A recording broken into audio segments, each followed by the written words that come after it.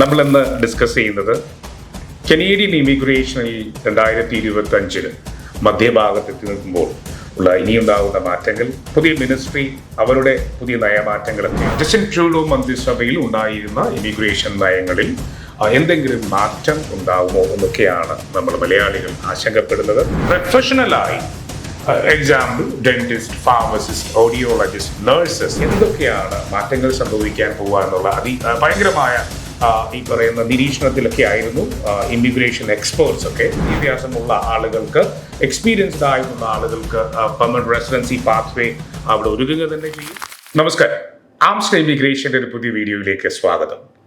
നമ്മളിന്ന് ഡിസ്കസ് ചെയ്യുന്നത് കനേഡിയൻ ഇമിഗ്രേഷനിൽ 2025 മധ്യഭാഗത്തെത്തി നിൽക്കുമ്പോൾ ഉള്ള ഇനിയുണ്ടാകുന്ന മാറ്റങ്ങൾ, പുതിയ മിനിസ്ട്രി, അവരുടെ പുതിയ നയമാറ്റങ്ങളൊക്കെയാണ് നമ്മൾ ഡിസ്കസ് ചെയ്യുന്നത്. വീഡിയോയിലേക്ക് സ്വാഗതം. 2025 മാർക്ക് ഹാർണി ലിബറൽ പാർട്ടിയുടെ റെപ്രസെൻറ്റേറ്റീവായി അല്ലെങ്കിൽ അവരുടെ പാർട്ടി നേതാവായി പ്രധാനമന്ത്രി സ്ഥാനം അലങ്കരിച്ചിരിക്കുന്നു. ഈ പുതിയ മന്ത്രി അല്ലെങ്കിൽ പുതിയ മന്ത്രിസഭ ഇമിഗ്രേഷനിൽ എന്തെങ്കിലും പുതിയ മാറ്റങ്ങൾ കൊണ്ടുവരികയും കാനഡയുടെ ഏറ്റവും അവസാനത്തെ ഇമിഗ്രേഷൻ നയത്തിൽ എന്തെങ്കിലും മാറ്റങ്ങൾ കൊണ്ടുവരും. മൾട്ടി ലെവൽ ഇമിഗ്രേഷൻ പ്രോഗ്രാം പ്ലാനൊക്കെ അവരിൽ ഉണ്ടായിരുന്നു. 2024 വന്നിട്ടുള്ളത്. ജസ്റ്റിൻ ട്രൂഡോ മന്ത്രിസഭയിൽ ഉണ്ടായിരുന്ന ഇമിഗ്രേഷൻ നയങ്ങളിൽ എന്തെങ്കിലും മാറ്റം ഉണ്ടാകുമോ എന്നൊക്കെയാണ് നമ്മൾ മലയാളികൾ ആശങ്കപ്പെടുന്നത്. ഞാൻ സംസാരിക്കുന്നത് സ്റ്റഡി വിസയിൽ കാനഡയിൽ എത്തിയിരിക്കുന്ന സ്റ്റുഡൻസിനോടോ, സ്റ്റേ ബാക്ക് വെയിറ്റ് ചെയ്തിരിക്കുന്നവരോടോ, പോസ്റ്റ് ഡബ്ല്യു വർക്ക് പെർമിറ്റ് കാത്തിരിക്കുന്നവരോടല്ല.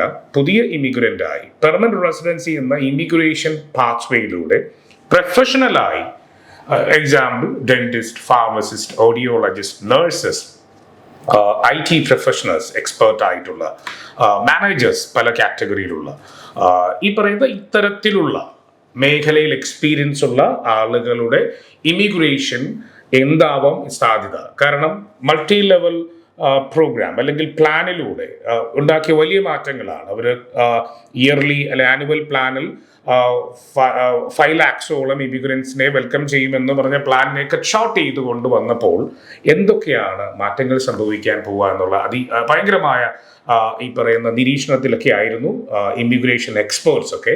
എന്നാലും വളരെയധികം മാറ്റങ്ങൾ നമ്മൾ പ്രതീക്ഷിക്കുന്നുണ്ട്. എന്നിരുന്നാലും മിസ്റ്റർ മാർക്ക് ഹാർണി, അദ്ദേഹം ഒരു പൊളിറ്റീഷ്യൻ എന്നതിനേക്കാൾ ഉപരി അദ്ദേഹം ഒരു എക്കണോമിസ്റ്റാണ്.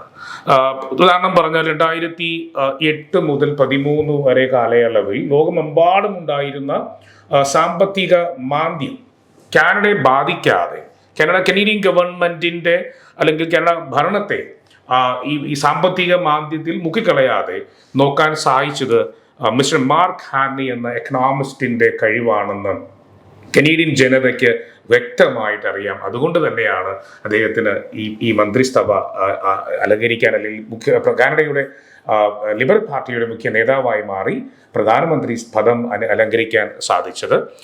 അദ്ദേഹം governor of the bank of Canada ആയിരുന്നു. ബാങ്ക് ഓഫ് കാനഡയുടെ ഗവർണർ ആയിരുന്നു ഈ 2008 മുതൽ 2013 കാലം.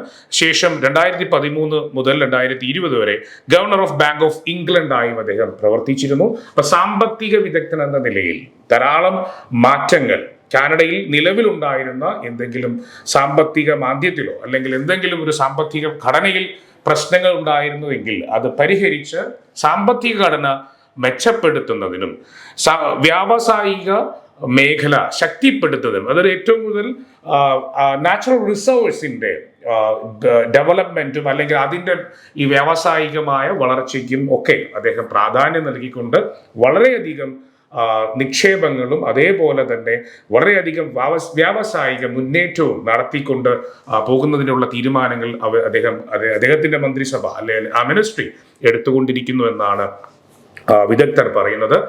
അതുപോലെ ഇമിഗ്രേഷൻ രംഗത്തും അദ്ദേഹം വളരെയധികം മാറ്റങ്ങളാണ് കൊണ്ടുവരിക.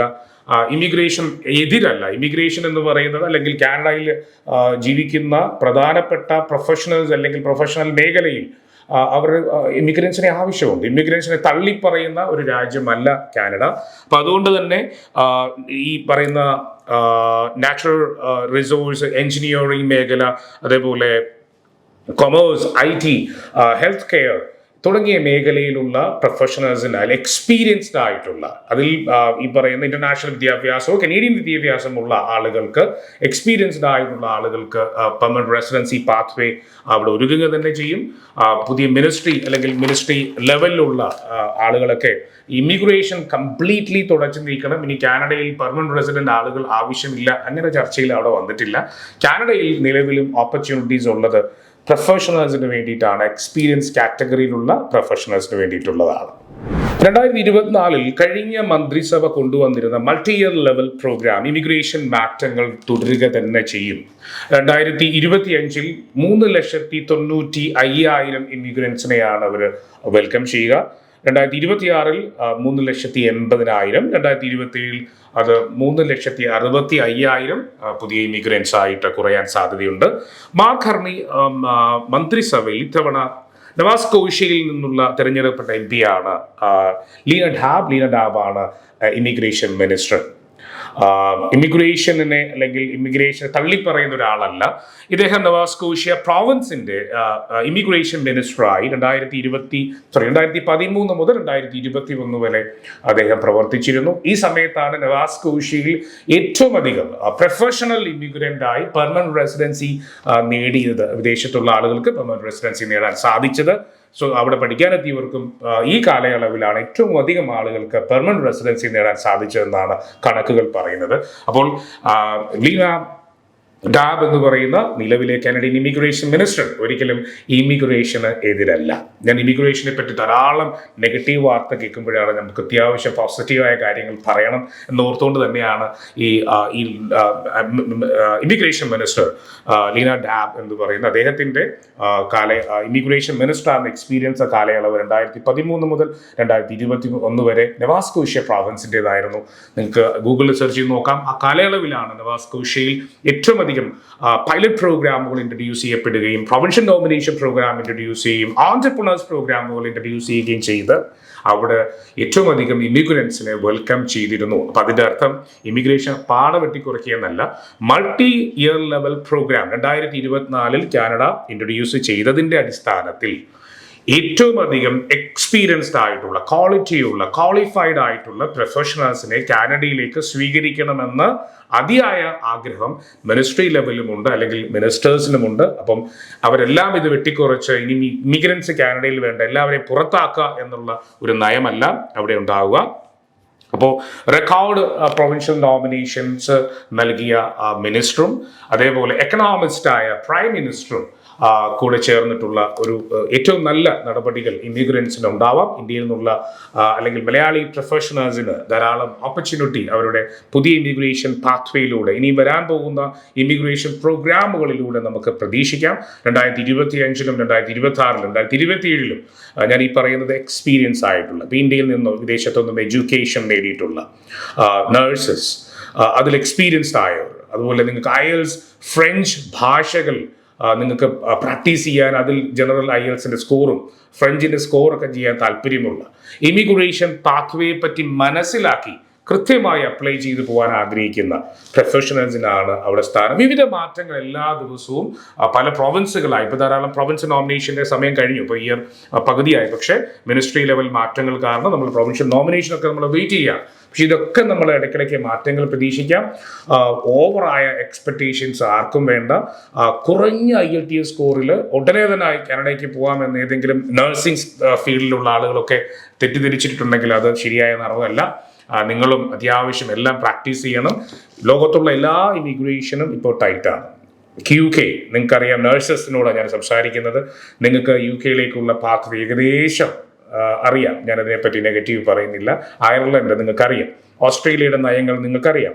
അതേപോലെ ജർമ്മനി, ലാംഗ്വേജ് ഇല്ല, നിങ്ങൾക്ക് അങ്ങോട്ടൊരു ഇതുമില്ല. ജർമ്മനി ഇപ്പോൾ പുതിയ ഇമിഗ്രേഷൻ അപ്ഡേറ്റുകൾ ഓൾറെഡി പ്രഖ്യാപിച്ചു കഴിഞ്ഞു.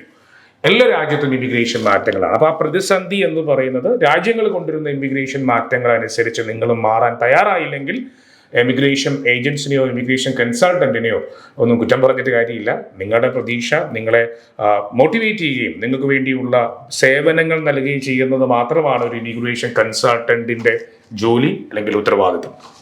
അപ്പോൾ ഇനി എനിക്ക് സംസാരിക്കാനുള്ള വളരെ ഇമ്പോർട്ടൻ്റ് ആയ ഒരു കാര്യമാണ് കാനഡ പുറത്താക്കപ്പെടുന്നവരെ അല്ലെങ്കിൽ കാനഡയിൽ നിന്ന് പുറത്താക്കാൻ സാധ്യതയുള്ളവരെ പറ്റിയാണ്. കാനഡ ഗവൺമെന്റ് സ്റ്റുഡൻറ് വിസയിൽ കയറി വരുന്ന അല്ലെങ്കിൽ കാനഡയിൽ എത്തിപ്പെടാൻ ആഗ്രഹിക്കുന്നവർക്കൊന്നും എഗ്രിമെന്റ് നൽകിയിട്ടില്ല. നിങ്ങൾക്ക് ഇവിടെ എല്ലാം പെർമനന്റ് റെസിഡൻസി ഞങ്ങൾ നൽകാം, അല്ലെങ്കിൽ നിങ്ങൾക്ക് വരുന്നവർക്കെല്ലാം ഈ രാജ്യത്ത് ഞങ്ങൾ നേരിട്ട് ജോബ് പ്ലേസ്മെന്റ് നൽകി നിങ്ങൾക്ക് റെസിഡൻസി നൽകും, ഇതൊരു ഫ്രീ ഓഫ് കോസ്റ്റ് പ്രോസസ്സാണ്, ഇത് വളരെ ഈസിയാണ് എന്നൊന്നും ഗവൺമെന്റ് ഇതുവരെ ഒരു വെബ്സൈറ്റിലോ അവരുടെ ഒരു ഒഫീഷ്യൽ മെയിലിലൂടെയോ എങ്ങും ആരെയും ധരിപ്പിച്ചിട്ടില്ല. കാനഡ ഗവൺമെന്റ് അവരുടെ ഓൺലൈൻ സംവിധാനങ്ങൾ തുടങ്ങിയപ്പോൾ മുതൽ എല്ലാ ഇമിഗ്രേഷൻ സേവനങ്ങളും ഓൺലൈൻ ആക്കിയ മുതൽ, എക്സ്പ്രസ് എൻട്രി പോലുള്ള പ്രോഗ്രാമുകളാക്കിയ മുതൽ വളരെ ട്രാൻസ്പെറൻ്റ് ആയി കനേഡിയൻ ഇമിഗ്രേഷൻ വെബ്സൈറ്റിലൂടെ എല്ലാ ഇമിഗ്രേഷൻ നയങ്ങളും നയമാറ്റങ്ങളും അവതരിപ്പിച്ചിട്ടുണ്ട്. അതേപോലെ ഒരു സ്റ്റുഡൻറ് വിസയിലേക്ക് കാനഡയിലേക്ക് കയറി പോകുന്നതിന് മുമ്പ് SOP സ്റ്റേറ്റ്മെന്റ് ഓഫ് പർപ്പസ്, എന്തിനാണ് ഞാൻ കാനഡയിൽ പഠിക്കാൻ പോകുന്നതെന്ന് വ്യക്തമായി ധരിപ്പിച്ചിട്ടുണ്ട്. ഞാൻ കാനഡയിൽ പഠിക്കാൻ പോകുന്നത് അവിടെ പഠിക്കുക, അവിടുത്തെ ഇന്റർനാഷണലി ക്വാളിഫൈഡ് ആയിട്ടുള്ള അല്ലെങ്കിൽ ആ രാജ്യത്തെ ഏറ്റവും ഉയർന്ന റാങ്കിങ്ങിലുള്ള യൂണിവേഴ്സിറ്റി, ഏറ്റവും ഇമ്പോർട്ടൻ്റ് ആയ കോഴ്സ് അല്ലെങ്കിൽ ഈ ഒരു ഇൻസ്റ്റിറ്റ്യൂഷനെ പറ്റി ഞാൻ പഠിച്ച് ആ ഇൻസ്റ്റിറ്റ്യൂഷൻ എനിക്ക് കിട്ടുന്ന സ്വാതന്ത്ര്യം അല്ലെങ്കിൽ ആ ഇൻസ്റ്റിറ്റ്യൂഷൻ എനിക്ക് കോഴ്സ് ചെയ്യാൻ കിട്ടുന്ന ഈ പറയുന്ന ഓപ്പർച്യൂണിറ്റി, ഇതിനൊക്കെ വളരെ ഡീറ്റെയിൽ ആയി ഇൻഡെപ്തായി നിങ്ങൾ അല്ലെങ്കിൽ സ്റ്റുഡൻറ് SOPയിൽ രേഖപ്പെടുത്തി ഒരു ഇന്റർനാഷണൽ എഡ്യൂക്കേഷൻ്റെ ക്വാളിറ്റി കാനഡയിൽ ഉണ്ടെന്ന് ഞാൻ അറിഞ്ഞു, അതിനെ മനസ്സിലാക്കിയാണ് ഞാൻ പഠിക്കാൻ വരുന്നത്. എൻ്റെ ലക്ഷ്യം പഠനം മാത്രമാണ്, പഠനശേഷം ഞാൻ തിരിച്ച് എൻ്റെ സ്വരാജ്യത്തേക്ക് വരും എന്നാണ് SOP ക്രിയേറ്റ് ചെയ്തിരിക്കുന്നത്. ഈ കാണുന്ന ഏതെങ്കിലും ഒരു സ്റ്റുഡൻറ് ഇങ്ങനെ അല്ല, ഞാൻ അവിടെ വരുന്നത് പെർമനന്റ് റെസിഡൻസിക്ക് വേണ്ടിയും സെറ്റിൽമെന്റിന് വേണ്ടി ആണോ എന്ന് നിങ്ങൾ തന്നെ ഉദ്ദേശിക്കുക. അങ്ങനെ അല്ല, 100% സ്റ്റുഡൻസ് എഴുതിയിരിക്കുന്ന SOP ഞാൻ ആദ്യം പറഞ്ഞ പോലെ തന്നെയാണ്. അപ്പം അതുകൊണ്ട് SOP പറഞ്ഞിരിക്കുന്ന പോലെ നിങ്ങൾ അവിടെ ചെന്ന് പല സ്റ്റുഡൻസും +2 ഡിപ്ലോമ കഴിഞ്ഞ് അവർക്ക് ഒരു പ്രീവിയസ് എക്സ്പീരിയൻസും ഇല്ലാതെ പല ജോലികളും അവരെടുത്തിരിക്കുന്ന കോഴ്സിന് ജോലി കിട്ടാത്ത അവസ്ഥയുണ്ടാവുക, പല ജോലിക്കും അവർക്ക് പോകാൻ പറ്റാത്തൊരു സാഹചര്യം ഉണ്ടാവുക. കാരണം ആ ജോലി തമ്മിൽ അവർക്ക് യാതൊരു എക്സ്പീരിയൻസും ഇല്ല. പല കമ്പനികൾക്കും ഇന്റർവ്യൂവിന് പോലും ഈ സ്റ്റുഡൻസിനെ പങ്കെടുപ്പിക്കുന്നില്ല. ഇതൊക്കെ ഞാൻ റീസെൻ്റ്ലി കഴിഞ്ഞ വിസിറ്റിന് കാനഡയിൽ പോയി കണ്ടതെന്ന അനുഭവത്തിലൂടെയാണ് പറയുന്നത്. സ്റ്റുഡൻസിനെ പല കമ്പനികളും ചില കോഴ്സുകളുണ്ട്, ഞാൻ ഒരു കോഴ്സിനെ പറ്റി പറയാം, അത് ഒരു ജനറൽ കോഴ്സാണ്. എല്ലാ കോഴ്സിനെ പറ്റി ഞാൻ പറഞ്ഞ് ആരെയും പേഴ്സണലി വിഷമിപ്പിക്കുന്നില്ല. പല സ്റ്റുഡൻസും അത്തരത്തിലുള്ള കോഴ്സ് എടുത്തിട്ടുണ്ട്. ഒരു കോഴ്സ് ഞാൻ പറയാം, ഇന്റർനാഷണൽ ബിസിനസ് മാനേജ്മെന്റ് ആഫ്റ്റർ +2. ഈ +2ന് ശേഷം ഇന്റർനാഷണൽ ബിസിനസ് മാനേജ്മെന്റ് കോഴ്സ് എടുക്കുന്ന ഒരു സ്റ്റുഡന്റ് ഒരു കമ്പനിയുടെ അഡ്മിനിസ്ട്രേഷൻ മാനേജ്മെന്റ് അക്കൗണ്ട്സ് നിലയിൽ അല്ലെങ്കിൽ ആ കമ്പനിയെ വളർത്താൻ വേണ്ടിയിട്ടാണ് ആ കോഴ്സ് എടുത്ത് വരുന്നത്, ഇന്റർനാഷണൽ ബിസിനസ് ചെയ്യാൻ വേണ്ടിയിട്ടാണ്. പക്ഷേ ഇതിനുശേഷം ഇവർക്ക് +2 background without any experience international business management എന്ന കോഴ്സ് പഠിച്ചു എന്ന് പറഞ്ഞ ആരും ചിലപ്പോൾ കാനഡയിൽ നിങ്ങൾക്ക് ജോലി തരണമെന്നില്ല, ഒരു ഇന്റർവ്യൂവിൽ നിങ്ങളെ പാർട്ടിസിപ്പേറ്റ് ചെയ്യണമെന്നില്ല. അങ്ങനെ കാനഡയ്ക്ക് പോലും അവിടുത്തെ ആരും എടുക്കാത്ത അത്തരത്തിലുള്ള കോഴ്സുകൾ പല കൺസൾട്ടൻസുകളും അല്ലെങ്കിൽ നിങ്ങളെ റെഫർ ചെയ്ത് ആരെങ്കിലും ഇത് ഏറ്റവും നല്ലതാണെന്ന് പറഞ്ഞ് നിങ്ങൾ ആ കോഴ്സ് എടുത്ത് ഗ്രൂപ്പ് ഓഫ് സ്റ്റുഡൻസ് കാനഡയിൽ എത്തിപ്പെട്ടപ്പോൾ നിങ്ങൾ മനസ്സിലാക്കാതെ പോയത് കനേഡിയൻ ഇമിഗ്രേഷൻ നയത്തെയും നയമാറ്റങ്ങളും അല്ലെങ്കിൽ Canada express entry, Canada category based immigration, provincial nomination, CRS score, point systems അല്ലെങ്കിൽ eligibility 67 point, Canada IELTS CLB based ആയിട്ടുള്ള സ്കോർ, ഇതിനെപ്പറ്റി ഒന്നും നമ്മൾ മനസ്സിലാക്കാതെയാണ് വന്നിരിക്കുന്നതെങ്കിൽ അല്ലെങ്കിൽ ഇവിടെ എത്തിപ്പെട്ട ശേഷമാണ് അത് ഓർക്കുന്നതെങ്കിൽ ഇത് ഗവൺമെന്റ് പറഞ്ഞിട്ട് കാര്യമില്ല. ഇനി ഗവൺമെന്റും അല്ലെങ്കിൽ സ്റ്റുഡൻറ് വിസ കണ്ണടച്ച് കൊടുത്തിരുന്ന ഒരു വർഷങ്ങളാണ് കഴിഞ്ഞത് കടന്നു പോയിരിക്കുന്നത്. 2022, 23, 24 ഒരു പകുതി അല്ലെങ്കിൽ ആദ്യ വാരം വരെ, ആദ്യ ഘട്ടം വരെ, വാരമല്ല. അപ്പോൾ ഈ ഒരു സമയത്ത് ഇത്രത്തോളം സ്റ്റുഡൻസ് അവിടെ കയറി, ഇന്ത്യയിൽ നിന്ന് മാത്രമല്ല, കേരളത്തിൽ നിന്ന് മാത്രമല്ല, വേൾഡ് വൈഡ്. അപ്പോൾ അവർക്കെല്ലാം അവർ ഒരിക്കലും റെസിഡൻസി കൊടുക്കണമെന്നില്ല.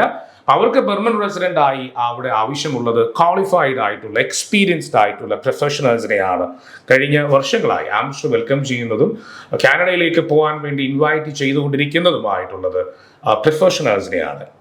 ഈ പറയുന്ന കാറ്റഗറി ബേസ്ഡ് ഇമിഗ്രേഷനിലൂടെയോ പ്രൊവിൻഷ്യൽ ഡോമിനേഷൻ പ്രോഗ്രാമിലൂടെയോ പൈലറ്റ് പ്രോഗ്രാമിലൂടെ ഇനി വരാനിരിക്കുന്ന പുതിയ പ്രോഗ്രാമിലൂടെ ഒക്കെ നിങ്ങൾ പാർട്ടിസിപ്പേറ്റ് ചെയ്ത് അതിൽ അർഹതമായ സ്കോറിലെത്തി കാനഡയിലേക്കുള്ള നോമിനേഷൻ ലഭിച്ച് ഇൻവിറ്റേഷൻ ലഭിച്ച് അതുപോലെ Canada permanent COPR confirmation of permanent residency ലഭിച്ച് കുടിയേറുക. അവിടെ എത്തിയ ശേഷം നിങ്ങളൊരു ഇമ്മിഗ്രൻ്റ് ആണ്. ദ ഡേ വൺ മുതൽ ഒരു ലക്ഷൂറിയസ് ലൈഫ് ഒന്നും അല്ല നിങ്ങൾ എക്സ്പെക്ട് ചെയ്യേണ്ടത്. അവിടെ ലൈസൻസിങ് ആവശ്യമാണ്, സർവൈവൽ ജോബ് ചെയ്യേണ്ടി വരും. ഇനി കുട്ടികളായിട്ട് പോയിട്ടുണ്ടെങ്കിൽ അവരുടെ കാര്യങ്ങൾ 1-2 വർഷം ചിലപ്പോൾ സ്ട്രഗിൾ ചെയ്യേണ്ടി വരും. അത് പുതിയ കാലഘട്ടത്തിന്റെ അവസ്ഥ എങ്ങനെയാണ് കടന്നു പോകുന്നത്. ഇത് എവിടെയാണെങ്കിലും ഇനി സ്ട്രഗിൾസ് കൂടത്തേ ഉള്ളൂ. അപ്പോൾ ഇമിഗ്രൻസിന് ഈ ഒരു പറയുന്ന പുതിയ ഇമിഗ്രേഷൻ മിനിസ്റ്റർ അല്ലെങ്കിൽ മിനിസ്ട്രി ഒരു പുതിയ നയമാറ്റങ്ങൾ എക്സ്പീരിയൻസ്ഡ് ആയിട്ടുള്ള ക്വാളിഫൈഡ് ആയിട്ടുള്ള പ്രൊഫഷണൽസിന് ലഭിക്കും. അവസരങ്ങൾ കാത്തിരിക്കുന്നവർ, ഓൾറെഡി പ്രോസസ്സിങ്ങിലൂടെ കടന്നു പോകുന്നവർ, അല്ലെങ്കിൽ ഡോക്യുമെന്റേഷൻ ആരംഭിക്കാൻ കാത്തിരിക്കുന്നവർ, ഇതൊരു നല്ല ചാൻസ് ആയിട്ട് എടുക്കുക. എന്നാൽ ഈ മിനിസ്ട്രിയിൽ ഒരു മാറ്റം ഉണ്ടാവാൻ സാധ്യതയില്ല ഉടനെ തന്നെ. അപ്പൊ അതുകൊണ്ട് തന്നെ ഈ 2025 അവരുടെ 3,95,000 എന്ന ടാർഗറ്റ് ഓൾറെഡി അവർ സ്റ്റാർട്ട് ചെയ്യും. പല പ്രോഗ്രാം അപ്ലൈ ചെയ്തവരൊക്കെ അവർ പല രീതിയിൽ അവർ ഇൻവൈറ്റ് ചെയ്യും. സ്റ്റുഡൻസ് ഉണ്ട്, ഇമിഗ്രൻസ് ഉണ്ട്, ടെമ്പററി വർക്കേഴ്സ് ഉണ്ട്, അങ്ങനെ പല കാറ്റഗറിയുള്ള ആളുകൾ. അതേപോലെ 2026 3,80,000 എന്ന കാറ്റഗറിയിൽ അവർ ആരംഭിക്കും. അതിന് ശേഷമുള്ള 3,65,000 എന്ന കാറ്റഗറിയിലും ഈ മൾട്ടി ലെവൽ ഇയർ പ്ലാനിന്റെ ഓപ്ഷൻസിൽ പങ്കെടുക്കാം. അപ്പോൾ കാനഡ ഇമിഗ്രേഷൻ അവസാനിച്ചിട്ടില്ല, അവർ കൺട്രോൾ ചെയ്തിട്ടുണ്ട്.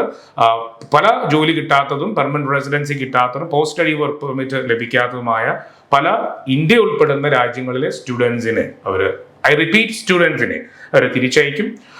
അത് അവരുടെ ഇമിഗ്രേഷൻ നയത്തിലുള്ള ഒരു ചേഞ്ചസും അവരുണ്ടാക്കില്ല. അപ്പോൾ തിരിച്ചു വരേണ്ടവർ വരിക തന്നെ ചെയ്യും. അപ്പോൾ പുതിയ പ്രോഗ്രാം കാനഡ അല്ല ഓസ്ട്രേലിയ പോലുള്ള രാജ്യങ്ങളിൽ സ്റ്റുഡൻറ് വിസയിൽ അപ്ലൈ ചെയ്യുന്നവരും ശ്രദ്ധിക്കുക, നിങ്ങൾ എടുക്കുന്ന കോഴ്സുകൾ ആ രാജ്യത്തിന് അല്ലെങ്കിൽ ആ രാജ്യത്തെത്തിയ ശേഷം നിങ്ങൾക്ക് ഫ്യൂച്ചർ ജോലി കിട്ടാൻ സാധ്യതയുള്ളതാണോ എന്ന് പലതവണ ആലോചിക്കുക. എക്സ്പേർട്സിൻ്റെ അടുത്ത് ചോദിക്കുക, ഇമിഗ്രേഷൻ ലോയേഴ്സുമായി കൺസൾട്ട് ചെയ്യുക. അപ്പം what is the role of immigration lawyers എന്ന് ചോദിക്കുന്നവരാണ്. ഈ ഒരു ഇൻഫർമേഷനൊക്കെ നിങ്ങളിൽ എത്തിക്കുന്നത് ഇമിഗ്രേഷൻ എക്സ്പേർട്സുമായിട്ട് ചർച്ച ചെയ്തിട്ടും അവർക്ക് കൃത്യമായ ഇൻഫർമേഷൻ പല പ്ലാറ്റ്ഫോമിലൂടെ ലഭിക്കുന്നത് കൊണ്ട് തന്നെയാണ്. ഞങ്ങളൊരു ലൈസൻസ് കൺസൾട്ടൻ്റ് ആണ്, ഗവൺമെന്റ് ഓഫ് കാനഡയുടെ CICC അപ്രൂവ്ഡ് ആണ് നിലവിൽ. അപ്പോൾ അവിടെ നിന്ന് കിട്ടുന്ന ഇൻഫർമേഷൻസ്, നമ്മൾ അവിടെ നിന്ന് തരുന്നിട്ടുള്ള എക്സ്പേർട്സിന്റെ ഇൻഫർമേഷൻസ് ഒക്കെ കളക്ട് ചെയ്തിട്ടാണ് നിങ്ങൾ ഈ വിവരങ്ങൾ അറിയിക്കുക. അപ്പോൾ ഓസ്ട്രേലിയ പോലുള്ള രാജ്യങ്ങളിൽ പോകുന്ന ആഗ്രഹിക്കുമ്പോഴും ഇതേപോലെ തന്നെ ഓസ്ട്രേലിയൻ ലോയേഴ്സ് എന്നുള്ള ഇൻഫർമേഷൻ കളക്ട് ചെയ്തിട്ടാണ് ഞാൻ നിങ്ങളെ അറിയിക്കുക. അപ്പോൾ ഇതൊരു വളരെ ഇമ്പോർട്ടൻ്റ് ആയിട്ടുള്ള മെസ്സേജാണ്. ഈ വാർത്തകൾ പലരും നിങ്ങൾ കണ്ടതാണ്. എന്നാലും ഒരു ഒഫീഷ്യൽ ഇമിഗ്രേഷൻ കൺസൾട്ടന്റ് എന്ന നിലയിൽ നിങ്ങളെ ഒരിക്കൽ കൂടി ഈ കാര്യങ്ങളൊക്കെ അറിയിച്ചു എന്ന് മാത്രമേ ഉള്ളൂ. നന്ദി, നമസ്കാരം.